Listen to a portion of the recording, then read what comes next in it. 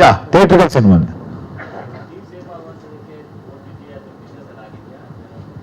Sir ಆ ಥರದ್ದೇನಿಲ್ಲ, cinema ಮಾಡಿದ್ದೀನಿ ನಾನು. ಸಿನಿಮಾ ಮಾಡಿ ಒಂದು ಮೊದಲನೇ ಹೆಜ್ಜೆ ಇಟ್ಟಿದ್ದೀನಿ. ಇನ್ನು ಸೇಫ್ ಮಾಡೋದು ಬಿಡೋದು ಎಲ್ಲ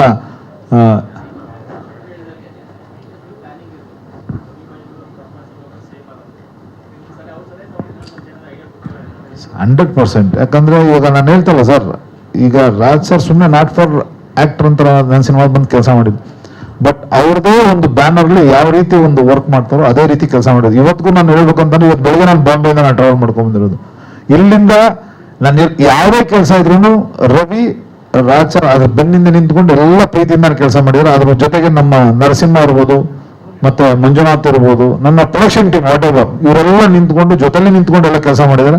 ಆಮೇಲೆ ಎಂಟೈರ್ ಡೈರೆಕ್ಷನ್ ಟೀಮ್ ಇದು ತುಂಬಾ ದೊಡ್ಡ ಸಪೋರ್ಟ್ ಮಾಡಿರೋ, ತುಂಬಾ ಒಂದು ಅದ್ಭುತವಾದಂತ ಎಲ್ಲ ಯಂಗ್ಸ್ಟರ್ಸ್ ಡೈರೆಕ್ಷನ್ ಟೀಮ್ ಹಗಲು ರಾತ್ರಿ ತುಂಬಾ ಕಷ್ಟಪಟ್ಟಿದ್ದಾರೆ. ಅವ್ರಗಳ ಒಂದು ಎಫರ್ಟ್ ಈ cinema sir.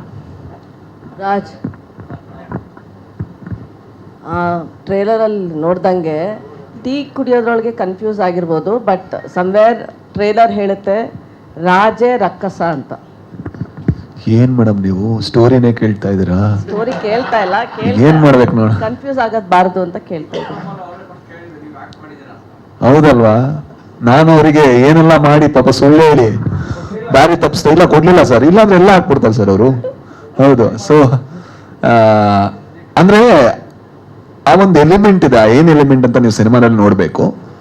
But I think ಈ ಪಾತ್ರ ತುಂಬಾ ಸಟಲ್ ಪಾತ್ರ. ಈಗ ನಾನು ಏನ್ ಪಾತ್ರ ಮಾಡಿದ್ದೀನಿ, ತುಂಬಾ ಸಟಲ್ ಆಗಿ ಬಿಹೇವ್ ಮಾಡುವಂತ ಪಾತ್ರ. ಸೊ ಸಟಲ್ ಆಗಿ ಬಿಹೇವ್ ಮಾಡಿದ ತಕ್ಷಣ ಅವನೊಳಗೆ ರಾಕ್ಷಸ ಇಲ್ಲ ಅಂತಲ್ಲ, ಅವನದೇ ಒಂದು ಡೀಮನ್ ಇರುತ್ತೆ ಅವನೊಳಗೆ. ಅದ್ರ ಜೊತೆ ಅವನು ಹೋರಾಟದಲ್ಲಿ ಇರ್ತಾನೆ ಅಷ್ಟೇ. It's like silence meeting action ತರ ಇದೆ ನನಗೆ ಆ ಟ್ರೇಲರ್ ನೋಡಿದಾಗ. ಹಾ, ಅಂದ್ರೆ ಅವನು ಒಳಗಡೆ ಬಹಳಷ್ಟು ಬೇರೆ ಬೇರೆ ಸಮಸ್ಯೆಗಳಿರುತ್ತೆ ಮೇಡಮ್.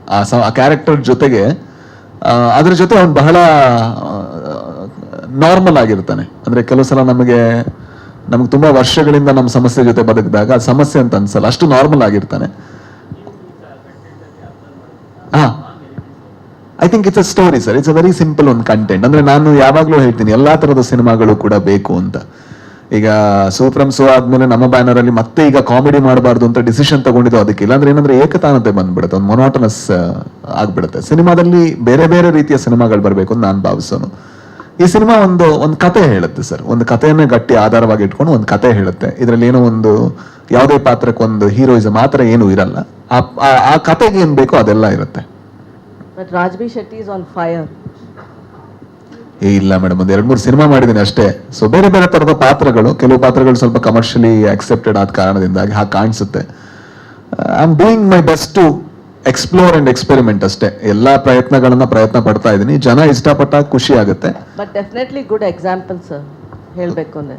ಗೊತ್ತಿಲ್ಲ ಮೇಡಮ್, ಅಂದ್ರೆ ನನಗೂ ಇನ್ನೂ ಗೊತ್ತಿಲ್ಲ. ನಾನು ಅದನ್ನ ಕನ್ಕ್ಲೂಷನ್ ಆಗಿ ತಗೊಂಡಿಲ್ಲ. ನಾನು ಈಗಲೂ ಕೂಡ ಕಲಿಯುವಂತ ಫೇಸ್ ಅಲ್ಲಿ ಇದ್ದೀನಿ. ಸೊ ನಾನು 25ನ 26 ಯಾವ ತರ ಅನ್ಕೊಂಡಿದ್ದೀನಿ, ಹಲವಷ್ಟು ಕೊಲಾಬರೇಷನ್ಗಳಂತ ಅನ್ಕೊಂಡಿದ್ದೀನಿ. ಕೊಲಾಬರೇಷನ್ ಆಗಿ ನಾನೇನೋ ಕಲಿತೀನಲ್ವಾ, ಇದು ಇನ್ನೂ ಹೇಗೆ ಮಾಡಬೇಕು, ಮುಂದೆ ಹೇಗೆ ಮಾಡಬೇಕು, ನಾನು ಆ ಫೇಸ್ ಅಲ್ಲಿ ಇದ್ದೀನಿ. ಸೊ ನಾನು ಯಾವತ್ತೂ ಕೂಡ ನಾನು ಅದನ್ನ ಎಕ್ಸ್ಪೆರಿಮೆಂಟ್ ಆಗಿ ತಗೋತೀನಿ ಸಿನಿಮಾಗಳನ್ನ. ಸೊ ಗೊತ್ತಿಲ್ಲ ಅಂದ್ರೆ ಕೇಳಿಲ್ಲ ಸರ್, ಸಾರಿ. ಎಕ್ಸ್ಪೆರಿಮೆಂಟ್ ಸಿನಿಮಾಗಳು ಹಾ ಸರ್, ಅಂದ್ರೆ ಫಾರ್ಚುನೇಟ್ಲಿ ಒಂದು ಮೊಟ್ಟೆ ಕತೆ ಆದ್ಮೇಲೆ ಏನಾಗ್ತಿತ್ತು, ಒಂದೇ ತರದ ಪಾತ್ರಗಳು ಬರ್ತಾ ಇತ್ತು ಸರ್. ಬಟ್ ಈಗ ಯಾವ ತರ ಆಗಿದೆ ಅಂದ್ರೆ ಬೇರೆ ಬೇರೆ ತರದ ಪಾತ್ರಗಳಾಗಿದೆ. ಈಗ ಲ್ಯಾಂಡ್ ಲಾರ್ಡ್ ಪಾತ್ರ ಬೇರೆ ಯಾರು ಇಮ್ಯಾಜಿನೇ ಮಾಡ್ತಾ ಇರ್ಲಿಲ್ಲ ನಾನು ಮಾಡ್ಬೋದು ಅಂತ. ಬಟ್ ಅದ್ ಮಾಡಿದ್ರು ಅದು ಖುಷಿ ಆಗುತ್ತೆ ಸರ್. ಅಂದ್ರೆ ನಟನಾಗಿ ನನಗೆ ಚಾಲೆಂಜ್ ಮಾಡುವಂತ ಪಾತ್ರ ಆಗಿರ್ಬೇಕು. ಅಂದ್ರೆ ಅದು ನನಗೆ ಗೊತ್ತಿರಬಾರ್ದು ಯಾವ ತರ ಮಾಡೋದು ಅಂತ, ಕಂಫರ್ಟ್ ಆಗ್ಬಾರ್ದು. ಅಂದ್ರೆ ಆ ಕಂಫರ್ಟ್ ಆದಾಗ ತುಂಬಾ ಬೋರ್ ಆಗುತ್ತೆ ನನಗೆ. ಆ ಒಂದು ಏಕತಾನತೆಯನ್ನ ಮುರಿಯುವಂತ ಪ್ರಯತ್ನದಲ್ಲೇ ನಾನಿದ್ದೀನಿ. ಸೊ ಕೆಲವು ಕಡೆ ನಾನು ಗೆಲ್ಬಹುದು, ಕೆಲವು ಕಡೆ ಸ್ವಲ್ಪ ಎಡವಬಹುದು. ಬಟ್ ಅದ್ರ ಪ್ರಯತ್ನ ಅಂತೂ ಜಾರಿಯಲ್ಲಿ ಇರುತ್ತೆ ಅಷ್ಟೇ. ಸ್ವಾದಿಷ್ಟ, ಅಂದ್ರೆ while you talking you said ಈ ರೋಲ್ ನಂಗೆ ಸಿಂಪಲ್ ಅಂತ. But I have a hint that it is not simple as you say. You can witness it on Feb 6th, ma'am. I know, but what I meant was Undu Sarala Prema Kathele, it's a love story, and though that character is a very bold, brave, and it's a journalist character. So adralli tumba dialogues ide ittu. So a lot of emotions up and down. But idu ಒಂದು it's a Yeah, something which is related to the story, and I'm playing as his wife in the film. ಹಾಂ, story ರಿಲೇಟೆಡೇ ಗೊತ್ತು, but ಎಲ್ಲೋ ಒಂದು negative shade ಅಂತ ಇದೆಯಾ? Yeah. ಎಲ್ಲದಕ್ಕೂ ದಯವಿಟ್ಟು ನೋಡಿ 6ನೇ ತಾರೀಕು ನನಗೂ ಏನಾದರೂ ಹೇಳ್ಬೇಕು. ಇಲ್ಲ ಅಂದ್ರೆ ಮೇಡಮ್ ಟ್ರೈಲರ್ ಅಲ್ಲಿ ಎಲ್ಲದೂ ಹಾಕ್ತಾ ಇದ್ವಿ. ಈಗ ನೀವು ಕತೆ ಕೇಳಿದ್ರೆ ಏನ್ ಮಾಡಿದಿರಾ, ಯಾರ್ ಪಾಸಿಟಿವ್ ಯಾರ್ ನೆಗೆಟಿವ್ ಅಂದ್ರೆ Something what we saw, I'm just telling. that's what, like, we are trying to hide. Observing. No, you are actually analyzing. We are trying to cut your analyze so that, like, you won't reveal. So that's all. Like, that's our duty. That is your duty. That's all. Two duties in a conflict of interest. Anyway, congratulations Ravi Varma sir. ನಿಮ್ಮಿಂದ ಇನ್ನೂ ಒಂದಷ್ಟು films ಬರಬೇಕು ಅಷ್ಟೇ. Thank you so much. ನನ್ನಿಂದ ಅನ್ನೋದಕ್ಕಿಂತ ಎಲ್ಲ ಹೊಸಬ್ರಿಗೂ ಒಂದು ನಿಮ್ಮ ಕಡೆಯಿಂದ ಮೇನ್ ಒಂದು ಸಪೋರ್ಟ್ ಸಿಕ್ಕಿ ಒಂದು ಸಿನಿಮಾನ ಒಂದು ಒಳ್ಳೆ ಮಟ್ಟಕ್ಕೆ ರೀಚ್ ಮಾಡಿಸಿದ್ರೆ ನಿಜವಾಗ್ಲೂ ಪ್ರತಿಯೊಬ್ಬರು ಹೊಸ ನಿರ್ಮಾಪಕರಾಗಿರ್ಬೋದು, ಹೊಸ ನಿರ್ದೇಶಕರಾಗಿರ್ಬೋದು, ಎಲ್ರಿಗೂ ಏನೋ ಒಂದು 100 ಆನೆ ಬಲ ಬಂದಂಗೆ ಆಗುತ್ತೆ ನಿಜವಾಗ್ಲೂ ಹೇಳ್ಬೇಕಂದ್ರೆ ಮೀಡಿಯಾದವ್ರ ಸಪೋರ್ಟಿಂದ. ಬಿಕಾಸ್ ಆಫ್ ಏನಂತಂದ್ರೆ ಮೊನ್ನೆ ಅಷ್ಟೇ ಜನರಲ್ ಒಂದು ಸಿನಿಮಾ ಅಂದ್ರೆ ತೀರ್ಥರೂಪ ತಂದೆಯವ್ರಿಗೆ ಅಂತ ಒಂದು ಸಿನಿಮಾ, ತುಂಬಾ ಅದ್ಭುತವಾದಂಥ ಸಿನಿಮಾ. ನಿಜವಾಗ್ಲೂ ಹೇಳ್ಬೇಕಂತಾನೆ ನೀವುಗಳೆಲ್ಲ ಒಂದಷ್ಟು ಸಪೋರ್ಟ್ ಮಾಡಿದ್ಕೆ ಇವತ್ತಿನ ಸಹ ಸಿನಿಮಾ ಒಂದು ಮಟ್ಟಕ್ಕೆ ಹೋಗಿದೆ. ಅದೇ ರೀತಿ ಪ್ರತಿಯೊಬ್ಬರು ಯಂಗ್ಸ್ಟರ್ಸ್ಗೆ ನೀವು ಸಪೋರ್ಟ್ ಮಾಡಿದ್ರೆ ನಿಜವಾಗ್ಲೂ ಸಿನಿಮಾ ನಮ್ಮಲ್ಲೂ ಒಳ್ಳೊಳ್ಳೆ ಹೊಸ ಪ್ರತಿಭೆಗಳ ಹೊರಗಡೆ ಬರೋದಕ್ಕೆ ಒಂದು ಅವಕಾಶ ಆಗುತ್ತೆ ಅಂತ ಹೇಳಕ್ ಇಷ್ಟಪಡ್ತೀನಿ. ರವಿ, ಇದು ಯಾವ ಜಾನರಕ್ಕೆ ಸಂಬಂಧಪಡುತ್ತೆ? ಯಾವ ಜಾನರಕ್ಕೆ ಸಂಬಂಧ? ಇದು ಕ್ರೈಮ್ ಥ್ರಿಲ್ಲರ್ ಸರ್, ಇದು ಸೈಕಾಲಜಿಕಲ್ ಕ್ರೈಮ್ ಥ್ರಿಲ್ಲರ್ ಆ ಜಾನರಲ್ಲಿ ಬರುತ್ತೆ. ರಾಜ್ ಬಿ ಶೆಟ್ಟಿ ಅವರೇ ಬೇಕು ಅಂತ ನಿಮಗೆ ಅನ್ಸಿದ್ದು ಯಾಕೆ ಈ ಸಬ್ಜೆಕ್ಟ್? ಈ ಪಾತ್ರ ಹಂಗಿದೆ ಸರ್, ಅಂದರೆ ರೆಗ್ಯುಲರ್ ಆಗಿ ಮಾಡೋರು ಇವಾಗ ಒಂದು ಒಳ್ಳೆ ಹೀರೋಗಳು ಮಾಡಿದ್ರೆ ಪೊಲೀಸ್ ಅಂದಿದ ತಕ್ಷಣ ಪೊಲೀಸ್ ಇವರು ಒಂದು ಪೊಲೀಸ್ ಕ್ಯಾರೆಕ್ಟರ್ ಮಾಡ್ತಾರೆ ಅನ್ಸುತ್ತೆ. ಸೊ ರಾಜ್ ಸರ್ ಮಾಡ್ಬೇಕಾದ್ರೆ ಅದು ಸ್ವಲ್ಪ ಬೇರೆ ಥರ ಕಾಣಿಸುತ್ತೆ, ಮತ್ತು ಜೀವ ತುಂಬ್ಕೊಂಡು ಹೋಗ್ತಾರೆ ಕ್ಯಾರೆಕ್ಟರ್ಗೆ. ಇದು ಏನು ಹೇಳ್ತೀವಿ, ಫುಲ್ ಮೈಂಡೆಡ್ ಪೊಲೀಸ್ ಅಲ್ಲ, ಇದು ಹಾಫ್ ಮೈಂಡೆಡ್ ಪೊಲೀಸ್ ಥರ. ಓಕೆ ನಮ್ಮನ್ನ ನೀವು ಕನ್ಫ್ಯೂಷನ್ ಕಾಣ್ತೀರಾ ಸರ್? ನಮ್ಮನ್ನ ಅದೇ ಸರ್ ನೋಡಿ, ಎಲ್ಲ ಹಾಫ್ ಮೈಂಡೆಡ್ ಎಲ್ಲ ನನಗೆ ಬರುತ್ತೆ ನೋಡಿ ಈಗ. But I think that's the beauty. ಯಾವತ್ತೂ ಕೂಡ ಪಾತ್ರ ಪರ್ಫೆಕ್ಟ್ ಇದ್ದಾಗ ತುಂಬಾ ಬೋರ್ ಆಗುತ್ತೆ ಮಾಡೋದಕ್ಕೆ, ಬಟ್ ಅದು ಇಂಪರ್ಫೆಕ್ಷನ್ ಇದ್ದಾಗ ಲೇಯರ್ಸ್ ಇರುತ್ತೆ ಅಂದ್ರೆ. ಬಟ್ ರವಿ ಸರ್, ನೀವು ಪ್ರೇಮ್ ಶಿಷ್ಯ ಅಂತ ಗೊತ್ತಾಯ್ತು, ಅವರಿಂದ ನೀವೇನ್ ಕಲ್ತಿಲ್ಲ ಹೇಳಿ ನೀವು ಫಸ್ಟ್. ತಗೊಳ್ಳಿಲ್ಲ. ಇಲ್ಲ ಅವ್ರ ಹತ್ರ ಇಷ್ಟವರೆಗೂ ಕಲ್ತಿರೋದಲ್ಲ, ಅವ್ರ ಹತ್ರನೇ ಕಲ್ತಿಲ್ಲ ಹೇಳ್ತಿರೋದು ಏನಿಲ್ಲಲ್ಲ. ಅಲ್ಲ, ಪ್ರೇಮ್ ಅವ್ರ ಮಾತುಗಳು ತುಂಬಾ ಚೆನ್ನಾಗಿ ಬರ್ತಿತ್ತು, ಸಂಸ್ಕೃತಗಳ ಏನೇನು ಅಂತಿದ್ರು, ಅದಕ್ಕೋಸ್ಕರ ಡೌಟ್ ಆಯ್ತಾ? ಇಲ್ಲ ಸರ್, ಆ ಥರ ಎಲ್ಲ ಅದು ಕೆಲವೊಂದು ಟೈಮ್ ಬರುತ್ತೆ, ಈಗಲ್ಲ ಅದೆಲ್ಲ ಬರಲ್ಲ. ಅದು ಆಗ 4-5 ವರ್ಷದಿಂದ ವಾಟ್ ಲೆಸನ್ಸ್ ನೀವ್ ಕಲ್ತಿದ್ದು ಪ್ರೇಮಿಂದ? ಕಲ್ತಿರೋದು ಅವ್ರ ಹತ್ರ, ಇಷ್ಟು ಕಲ್ತಿರೋದು. ಲೆಸನ್ಸ್ ನೀವ್ ತಗೊಳ್ಳಿಲ್ಲ ಅವರಿಂದ ಅಂತ? ಅವ್ರ ಹತ್ರ ಎಲ್ಲ ತಗೊಂಡಿದ್ದೀನಿ, ಯಾವ್ದು ಬಿಟ್ಟಿಲ್ಲ ನಾನು. ಹೌದಾ? ಹೌದು. ನಂಗೆ ಯಾಕೋ ಒಂದ್ ಬಿಡ್ಬೇಕು ಅನ್ಸುತ್ತೆ, ಅದಕ್ಕೆ ಯಾವ್ದು ಬಿಟ್ಟಿಲ್ಲ.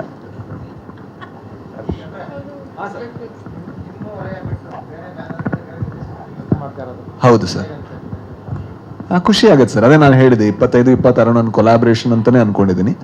ಬೇರೆ ಬೇರೆ ಬ್ಯಾನರ್ ಅಲ್ಲಿ ಕೆಲಸ ಮಾಡಬೇಕು, ಮತ್ತೆ ನಮ್ಮ ಬ್ಯಾನರ್ ಅಲ್ಲೂ ಕೂಡ ಬೇರೆ ಹೊಸಬರಿಗೆ ಅವಕಾಶ ಕೊಡಬೇಕು, ಆ ಒಂದು ಫೇಸ್ ಅಲ್ಲೇ ಈಗಿದ್ದೀನಿ.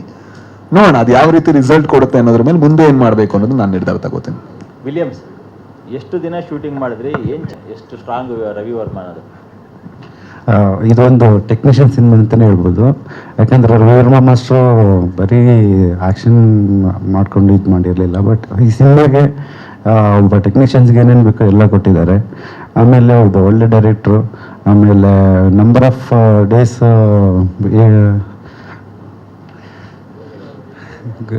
ಆ್ಯಕ್ಚುಲಿ ಕೌಂಟ್ ಇಟ್ಟಿಲ್ಲ,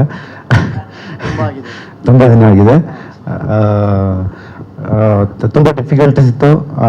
ರಾತ್ರಿ ಆದರೂ ಮತ್ತು ಕೆಲವೊಂದು ಫೈರ್ ಸೀಕ್ವೆನ್ಸ್ ಆಗಿರಲಿ, ಆಮೇಲೆ ಒರಿಜಿನಲ್ ವಿಲೇಜು ಅರ್ಲಿ ಮಾರ್ನಿಂಗ್ ಹೋಗಿ ಆ ರಿಯಲ್ ಲೈಟಿಂಗಲ್ಲಿ ಶೂಟ್ ಮಾಡಿ ಲೇಟ್ ನೈಟ್ ಆದರೂ ತುಂಬ ಕಷ್ಟಪಟ್ಟಿದ್ವಿ. ಆಮೇಲೆ ಈವನ್ ಸ್ಟಂಟ್ ಅಷ್ಟೇ ತುಂಬ ಚೆನ್ನಾಗಿ ಮಾಡಿದ್ರು, ಭಯ ಆಗೋದು ಕೆಲವೊಂದು ಜಾಗದಲ್ಲಿ. ಆಮೇಲೆ ಅಲ್ಲೊಂದು ಕ್ರಾಂತಿ ತುಂಬ ಚೆನ್ನಾಗಿ ಬರೆದಿದ್ದಾರೆ ಕೂಡ. ಸೊ ಡೈರೆಕ್ಷನ್ ತುಂಬ ಚೆನ್ನಾಗಿ ಮಾಡಿದ್ದಾರೆ. ಒಂದು ಟೆಕ್ನಿಕಲಿ ಒಂದು ಸೌಂಡ್ ಮಾಡೋಂಥ ಸಿನಿಮಾ, ಆಮೇಲೆ ಕಂಟೆಂಟ್ ತುಂಬ ಚೆನ್ನಾಗಿದೆ. ಪುಟಾಣಿ ಏನ್ ಪಾತ್ರ ಮಾಡಿದೆ ಮಗು? ನೀನೇನ್ ಮಾಡಿದ್ಯಾ ಪುಟಿ ಇದರಲ್ಲಿ? ರಾಜ್ ಶೆಟ್ಟಿ ಸರ್ ಮಗಳು. ಏನ್ ಓದ್ತಿರೋದು ನೀನು? Second standard. ನೀನ್ ಹೇಳ್ಬೋದು ಏನ್ ಮಾಡ್ಬೋದು ಅಂತ ಹೇಳ ಹೇಳ್ಬಾರ್ದು ಅಂತ ಹೇಳಿದರೆ ಅದಕ್ಕೆ ಅವ್ರ ಪಕ್ಕದಲ್ಲೇ ನೋಡಿ ವೆಲ್ಕಮ್ ಟು ದ ಇಂಡಸ್ಟ್ರಿ ಅಂತ. ಎಷ್ಟನೇ ಸಿನಿಮಾ ಬಿಟ್ಟು ನಾ ಇಟ್ಕೋತೀನಿ ಇದು 10. ಸರ್ ಸೀನಿಯರ್ ಸರ್ ಇರು, ಎಲ್ರಿಗಿಂತ ಸೀನಿಯರ್. ಸಾರಿ ಮೇಡಮ್, ಸಾರಿ. ಏನೋ ಗೊತ್ತಿಲ್ಲದೆ ಮಾತಾಡ್ಬಿಟ್ರು, ಸಾರಿ. ಏನಕ್ಕೆ ಒಪ್ಕೊಂಡೆ ಅಂತಾನ, ಅದೇ ನಾನು ಹೇಳಿದೆ ಆಗ. ಅಂದ್ರೆ ಒಂದು ಬೇರೆ ಬೇರೆ ರೀತಿಯ ಸಿನಿಮಾಗಳು ಬರಬೇಕು. ಒಂದು ಥ್ರಿಲ್ಲರ್ ಇದು. ಸೊ ಥ್ರಿಲ್ಲರ್ಗಳಿಗೆ ಯಾವತ್ತೂ ಅದರೇ ಆದ ಸ್ಪೇಸ್ ಇದೆ, ಥ್ರಿಲ್ಲರ್ಗೆ, ಕಾಮಿಡಿಗಳಿಗೆ. ಸೊ ಇದೊಂದು ವೆರಿ ಇಂಟ್ರೆಸ್ಟಿಂಗ್ ಥ್ರಿಲ್ಲರ್. ಆ ಕಥೆಯಿಂದಾಗಿ ಆ ಸಿನಿಮಾ ಚೆನ್ನಾಗಾಗುತ್ತೆ ಅನ್ನೋ ಕಾರಣದಿಂದಾಗಿ, ಜೊತೆಗೆ ಬೇರೆ ಬೇರೆ ಒಳ್ಳೆ ಇದು ಕೊಲಾಬ್ರೇಷನ್ ಇತ್ತು. ಅಂದ್ರೆ ರವಿ ವರ್ಮಾ ಅವ್ರು ಪ್ರೊಡ್ಯೂಸ್ ಮಾಡ್ತಾ ಇದ್ರು, ಪ್ರೇಮ್ ಅವರ ಹೆಲ್ಪ್ ಇತ್ತು, ಜೊತೆಗೆ William David ಅವರಿದ್ರು, Arjun Janya ಅವರಿದ್ರು, K M Prakash ಇದ್ರು. ಈ ತರ ಒಳ್ಳೆ ಟೆಕ್ನಿಷಿಯನ್ಗಳು ಬಂದ್ರು. ನಾರ್ಮಲಿ ಅದು ಒಂದು ಮಿಡ್ ಬಜೆಟ್ ಅಥವಾ ಒಂದು ಈ ತರ ಸಿನಿಮಾಗಳಿಗೆ ಅದು ಆಗಲ್ಲ. ಬಟ್ ಆದ್ರೆ ಎಲ್ಲೂ ಕೂಡ ಅದು ಫ್ರೇಮ್ ಅಲ್ಲಿ ಕಾಣಬಾರ್ದು ಅನ್ನೋದು ನಮ್ಮ ಹಠ ಇತ್ತು. ಅಂದ್ರೆ ಅದು ನೋಡ್ಬೇಕಾದ್ರೆ ಆ ಎಕ್ಸ್ಪೀರಿಯನ್ಸ್ ಯಾವುದೇ ಕೊರತೆ ಇರಬಾರ್ದು ಅಂತ ನಾವು ಅದೇ ರವಿವರ್ಮ ಅವ್ರ ಹತ್ರ ಹೇಳಿ, ಖರ್ಚು ಎಲ್ಲ ಅಗತ್ಯ ಇದೆ ಅಲ್ಲಿ ಮಾಡೋಣ, ಇಲ್ಲಾಂದ್ರೆ ಜಾಸ್ತಿ ಕೆಲಸ ಮಾಡೋಣ ಅನ್ನುವಂತ ಐಡಿಯಾದಲ್ಲೇ ಮಾಡಿದ್ದು. ಸೊ ಆ ಐಡಿಯಾದಲ್ಲಿ ಮಾಡಿದೀನಿ. ಅದು ಈ ಸಿನಿಮಾಗೆ ಎಷ್ಟು ಅಗತ್ಯ ಇದೆ ಅಷ್ಟು ತುಂಬಾ ಚೆನ್ನಾಗಿ ಪ್ರೊಡ್ಯೂಸ್ ಮಾಡಿದ್ದಾರೆ. ಹಾ ಅಲ್ಲಲ್ಲ, ನಾ ಹೇಳಿದ ಬೇರೆ ಬೇರೆ ತರದ ಸಿನಿಮಾಗಳು ಬರಬೇಕು ಅಂತ. ಒಂದು ಸಣ್ಣ ಸಿನಿಮಾಗಳು ಬರಬೇಕು, ಒಂದು ದೊಡ್ಡ ಸಿನಿಮಾಗಳು ಬರಬೇಕು. ಸೊ ನಾ ದೊಡ್ಡ ಸಿನಿಮಾಗಳಲ್ಲಿ ಕೆಲಸ ಮಾಡಿದೀನಿ, ಅದ್ರ ಜೊತೆಗೆ ಒಂದು ಮಿಡ್ ಬಜೆಟ್ ಸಿನಿಮಾಗಳಲ್ಲಿ ಕೆಲಸ ಮಾಡಬೇಕು ಅಂತ ಆಸೆ ಇತ್ತು. ಒಂದು ಕಂಟೆಂಟ್ ಮಾತ್ರ ಇಟ್ಕೊಂಡು ಮಾಡುವಂತ ಸಿನಿಮಾ ಅದು ರಕ್ಕಸ ಬರೋದು ಅಂತ ನನ್ಗೆ ಅನ್ಸುತ್ತೆ.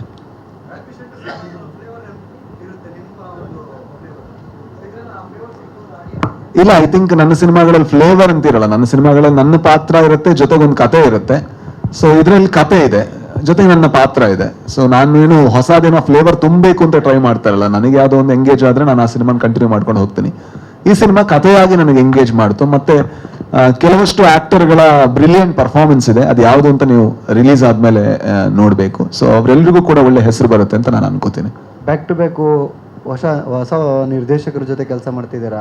ಸೊ ಅಸೋಸಿಯೇಟ್ ಆಗಿರ್ತಾರೆ, ಅನುಭವ ಇರುತ್ತೆ. ಬಟ್ ಡೈರೆಕ್ಟರ್ ಅಂದ ತಕ್ಷಣ ಒಂದು ಹೊಸ ಜವಾಬ್ದಾರಿ. ಅಲ್ಲಿ ಅರ್ಜುನ್ ಜನ್ಯ ಅವ್ರ ಜೊತೆ ಮಾಡಿದ್ರಿ, ಇಲ್ಲಿ ರವಿ ಅವ್ರ ಜೊತೆ ಮಾಡಿದ್ದೀರಾ, ಸೂಪ್ರಮ್ ಸೋನಲ್ಲೂ ಕೂಡ ಹೊಸ ನಿರ್ದೇಶಕರೇ. ಸೊ ಈ ಒಂದು ಅನುಭವಗಳ ಬಗ್ಗೆ ಮಾತಾಡೋದಾದ್ರೆ ಸರ್, ನಾನು ಯಾವತ್ತೂ ಭಾವಿಸೋದು ಹೊಸ ಟೆಕ್ನಿಷಿಯನ್ಗಳಿಗೆ ಅಂದ್ರೆ ನಾವು ಜೊತೆ ನಿಲ್ಬೇಕು ಅಂತಾನೆ ಭಾವಿಸೋದು. ನಾನು ಈ ಸಿನಿಮಾ, ನಾನು ಎಲ್ಲಾ ಸಿನಿಮಾ ಒಪ್ಕೊಂಡಿದ್ದು ಒಬ್ಬರಿಗೋಸ್ಕರ ಮಾತ್ರ, ಅದ್ರ ನಿರ್ದೇಶಕರಿಗೋಸ್ಕರ ಮಾತ್ರ. ಲ್ಯಾಂಡ್ ಲಾರ್ಡ್ ಮಾಡ್ಬೇಕಾದ್ರೂ ಕೂಡ ಜಡೇಶ್ ಅವರಿಗೋಸ್ಕರ ನಾನು ಆ ಸಿನಿಮಾ ಒಪ್ಕೊಂಡಿದ್ದು. ಈ ಸಿನಿಮಾ ಮಾಡ್ಬೇಕಾದ್ರೂ ಕೂಡ ರವಿ ಸಾರಂಗ ಅವರಿಗೋಸ್ಕರ ಒಪ್ಕೊಂಡಿದ್ದೆ. ಯಾಕಂದ್ರೆ ಈ ಸಿನಿಮಾ ಗೆದ್ರೆ ಅವ್ರಿಗೆ ಒಂದಷ್ಟು ಶಕ್ತಿ ಬರುತ್ತೆ. ಇಂಡಸ್ಟ್ರಿಗೆ ನಾನು ಹೇಳ್ತಿರೋದು, ಒಂದು 5-6 ಜನ ಹೊಸ ನಿರ್ದೇಶಕರು ನೆಕ್ಸ್ಟ್ ವರ್ಷ ಅವ್ರ ಸಿನಿಮಾನ ನಾವು ಎಕ್ಸ್ಪೆಕ್ಟೇಷನ್ ಅಲ್ಲಿ ನೋಡ್ಬೇಕು. ಆ ತರ ಆಗ್ಬೇಕು. ಬರೀ ಅದೇ ಶೆಟ್ಟಿ ಬ್ರದರ್ಸ್ ಅಂತ ಹೇಳ್ಕೊಳ್ಳೋದು ಅಥವಾ ಮತ್ತೆ ಫೇಮಸ್ ಆಗಿರೋ ಒಂದಿಬ್ರು ಯಾರೋ ನಿರ್ದೇಶಕರ ಹೆಸರು ಹೇಳೋದು ಅದು ವರ್ಕ್ ಆಗಲ್ಲ. ಹೊಸ ಹೊಸ ನಿರ್ದೇಶಕರು ಬರಬೇಕು ಅಂತ ನಾನು ಭಾವಿಸ್ತೀನಿ. ಸೊ ನನ್ನಿಂದ ಇದರಲ್ಲಿ ನಟನೆ ಮಾಡಿ ಏನಾದ್ರು ಹೆಲ್ಪ್ ಮಾಡಕ್ಕಾದ್ರೆ, ಸಿನಿಮಾ ಕತೆ ಚೆನ್ನಾಗಿರೋ ಕಾರಣದಿಂದಾಗಿ ಒಪ್ಕೊಂಡೆ ನಾನು. ರವಿವರ್ಮ ಅವರು ಸಲ್ಮಾನ್ ಖಾನ್ ಅವ್ರಿಗೂ ರೀಚ್ ಆದಂಥ ಸ್ಟಂಟ್ ಮಾಸ್ಟರ್ ಅವರು. ಹಾಗಾಗಿ ನಿಮ್ಮ ಸ್ಟಂಟ್ಗೆ ಒಂದು ಬೇರೆ ಸ್ಟೈಲ್ ಇದೆ ಶೆಟ್ರೆ. ನಿಮ್ಮ ರವಿ ಮಾಸ್ಟರ್ ಶೆಟ್ಟು ಅವ್ರು ಆನ್ಸರ್ ಮಾಡ್ಬೇಕು ಅದಕ್ಕೆ. ನಿಮ್ಮ ಸ್ಟಂಟ್ಸ್ಗೆ ಒಂದು ಬೇರೆ ಫ್ಲೇವರ್ ಇದೆ, ಬೇರೆ ತರ ಕಾಣಿಸ್ತೀರಿ ನೀವು ಯಾವಾಗ್ಲೂ ಕೂಡ. ವಿಶ್ವಭವನ ಸಿನಿಮಾದಲ್ಲಿ ನಾವು ನೋಡಿದೀವಿ. ಹಾಗಾಗಿ ರವಿವರ್ಮ ಮಾಸ್ಟರ್ ಕೂಡ ಸ್ಟಂಟ್ ಮಾಸ್ಟರ್ ಆಗಿದ್ರು ಅಂತ. ಈ ಸಿನಿಮಾದಲ್ಲಿ ಯಾವ ತರ ನಿಮ್ಗೆ ಮಾಡ್ಕೊಟ್ಟು ಸ್ಟಂಟ್ಸ್ ಹೇಳ್ಕೊಟ್ಟಿದ್ರ, ಮಾಡ್ತಿದ್ದೀರಾ, ಹೇಗೆ ಸರ್ ಡೈರೆಕ್ಷನ್? ಅಂದ್ರೆ ಏನಂದ್ರೆ ಸ್ಟಂಟ್ ಮಾಸ್ಟರ್ಗಳಿರ್ಬೋದು ಅಥವಾ ಕೊರಿಯೋಗ್ರಫರ್ಗಳಿರ್ಬೋದು, ಅವ್ರು ಯಾವತ್ತೂ ಕೂಡ ನಟರ ಲಿಮಿಟೇಷನ್, ಸ್ಟ್ರೆಂತ್ ಇದೆರಡು ನೋಡ್ಕೊಂಡು ಕೊರಿಯೋಗ್ರಾಫ್ ಮಾಡ್ತಾರೆ. ನಾನು ಅಲ್ಲೇನು ಮಾಡಿದ್ದೆ, ಇಲ್ಲ ಅದನ್ನ ಮಾಡ್ಬೇಕು ಅಂತ ಯಾವತ್ತೂ ಭಾವಿಸಲ್ಲ. ಇಲ್ಲಿ ಕತೆಗೆ ಎಷ್ಟು ಅಗತ್ಯ ಇದೆ, ಇಲ್ಲ ಒಂದು ಕತೆಗೆ ಯಾರ ಜೊತೆ ಹೊಡೆದಾಡಿದ್ರೆ ಯಾವ ರೀತಿ ಹೊಡೆದಾಡ್ತಾನೆ, ಅವನ ಎದುರುಗಡೆ ಇರುವಂತ ಕ್ಯಾರೆಕ್ಟರ್ಗೆ ಎಷ್ಟು ಫಿಸಿಕಲ್ ಲಿಮಿಟೇಷನ್ ಇದೆ, ಯಾವ ಏಜ್ ಇದೆ, ಅದರಿಂದಾಗಿ ಆ ಒಂದು ಕೊರಿಯೋಗ್ರಫಿ ಹುಟ್ಟುತ್ತೆ ಹೊರತು ಸೊ ಅವ್ರು ಯಾರು ಅನ್ನೋ ಕಾರಣಕ್ಕೋಸ್ಕರ ಅಲ್ಲ. ರವಿವರ್ಮ ಅವರು ಕೂಡ ಇದರಲ್ಲಿ ನನ್ನ ಪಾತ್ರಕ್ಕೆ ಏನು ಆ ಲಾಜಿಕಲ್ ಅಲ್ಲಿ ಒಂದು ಆ ಲಾಜಿಕ್ ಇಟ್ಕೊಂಡೇ ಕೊರಿಯೋಗ್ರಫಿ ಮಾಡಿದರೆ, ಅದರಲ್ಲಿ ಯಾವ ರೀತಿ ಎನ್ಹಾನ್ಸ್ ಮಾಡ್ಬೋದು ಅದೆಲ್ಲದನ್ನು ಕೂಡ ಮಾಡಿದ್ದಾರೆ. ನಾನು ನನ್ನಿಂದ ಎಷ್ಟು ಸಾಧ್ಯನೋ ಅಷ್ಟು ಪ್ರಯತ್ನ ಪಟ್ಟಿದ್ದೀನಿ.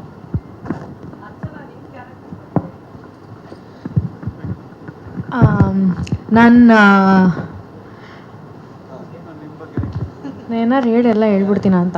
ನಾನು ಇದರಲ್ಲಿ ಗೊಂಬೆ ಅವರ ಫ್ರೆಂಡ್ ಪಾತ್ರ ಮಾಡಿದ್ದೀನಿ, ರಾಜ್ ಬಿ ಶೆಟ್ಟಿ ಅವರ ನೇಬರ್ ರೋಲ್.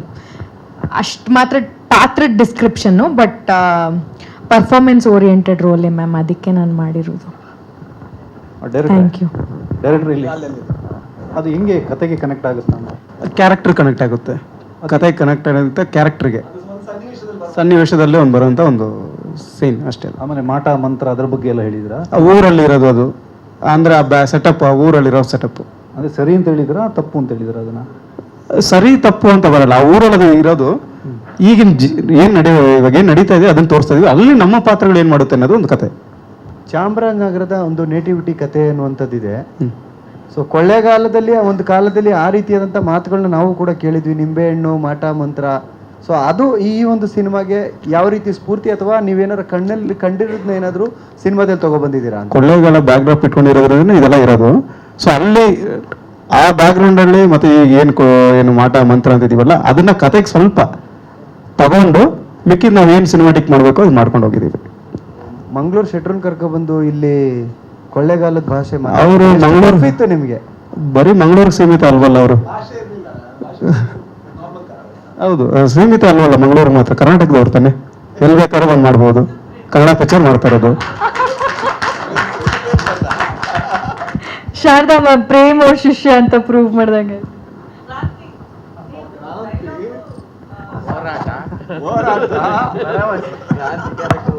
ಹಾಂ ಮ್ಯಾಮ್, ಹೌದು ಮೇಡಮ್, ಸಿದ್ದಯ್ಯ ಸಾಂಗ್ ನಾನೇ ಬರ್ದಿರೋದು.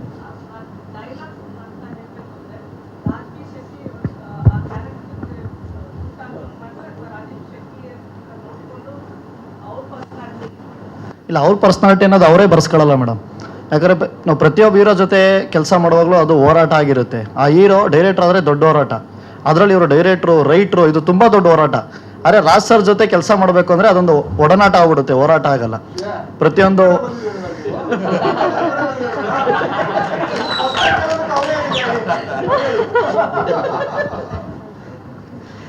ಆ ಥರ ಮೇಡಮ್, ಅವ್ರ ಜೊತೆ ನಾವು ಸ್ಕ್ರಿಪ್ಟ್ನ ಹೇಳ್ದಾಗಿಂದ ಆಗಿರ್ಬೋದು, ಆ ಪಾತ್ರ ಡಿಸೈನ್ ನಾವು ಚೇಂಜ್ ಮಾಡಿದಾಗಿಂದ ಆಗಿರ್ಬೋದು, ಅವರೇ ಸ್ಕ್ರಿಪ್ಟ್ ಜೊತೆ ಮೂವ್ ಆಗೋದ್ರಿಂದ ನಮಗೆ ತುಂಬ ಈಸಿ ಆಗುತ್ತೆ. ಆಮೇಲೆ ಮಾದೇಶ್ವರಂ ಬೆಟ್ಟ ಆ ಸ್ಲ್ಯಾಂಗು, ಆ ನೇಟಿವಿಟಿಲಿ ಇರುತ್ತೆ.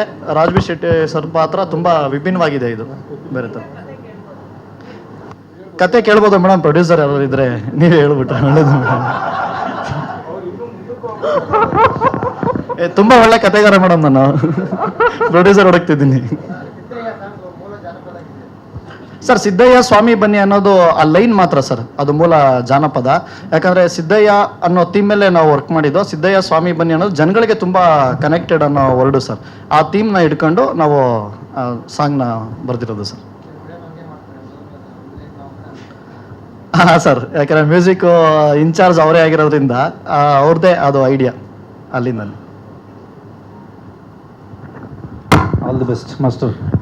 Thank you sir. ಆಮೇಲೆ ಈ ಸಿನಿಮಾದಲ್ಲಿ ಮೋಹನ್ ಬಿಕಿರ್ ಅವರು ಆರ್ಟ್ ಡಿಪಾರ್ಟ್ಮೆಂಟ್ ವರ್ಕ್ ಮಾಡಿದ್ದಾರೆ, ಮತ್ತು ರಾಜನ್ ಅವ್ರು ಮಾಡಿದ್ದಾರೆ, ಮತ್ತು ಆಕಾಶ್ ಆಡಿ, ಆನಂದ್ ಡಬ್ಬಿಂಗು ಎಲ್ಲ. ಅಂದರೆ ಇವತ್ತಿನ ಸಹ ಏನು ನಮ್ಮ ಇಂಡಸ್ಟ್ರಿಯಲ್ಲಿ ಎಲ್ಲ ದೊಡ್ಡ ದೊಡ್ಡ ಸಿನಿಮಾಗಳು ಮಾಡ್ತಾ ಇದ್ದಾರೆ, ಆ ಥರ ಎಲ್ಲ ಒಂದು ದೊಡ್ಡ ಸಿನಿಮಾದಲ್ಲಿ ಮಾಡೋಂಥವ್ರು ಬಂದು ಈ ಸಿನಿಮಾದಲ್ಲಿ ಕೆಲಸ ಮಾಡಿದ್ದಾರೆ.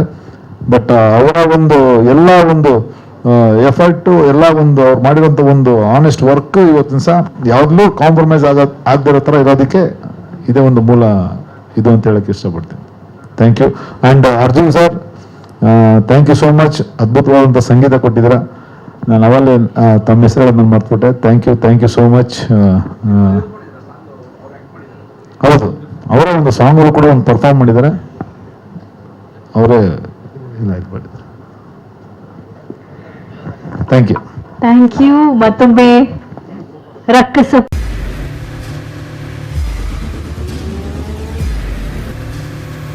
ಪ್ರಜಾಮಾರ್ಗ ನ್ಯೂಸ್, ಇದು ಜನಸಾಮಾನ್ಯರ ಧ್ವನಿ. ನಮಸ್ಕಾರ. ನೀವು ನೋಡ್ತಾ ಇದ್ದೀರಾ ಪ್ರಜಾಮಾರ್ಗ ನ್ಯೂಸ್. ರಾಷ್ಟ್ರದ, ರಾಜ್ಯದ, ರಾಜಕೀಯದ ಬಗ್ಗೆ ಹೆಚ್ಚಿನ ಸಿನಿಮಾ ಅಪ್ಡೇಟ್ಗಳಿಗಾಗಿ ಫಸ್ಟ್ ಲೈಕ್ ಮಾಡಿ, ಸಬ್ಸ್ಕ್ರೈಬ್ ಆಗಿ, ಹಾಗೆ ಫಾಲೋ ಕೂಡ ಮಾಡಬೇಕು.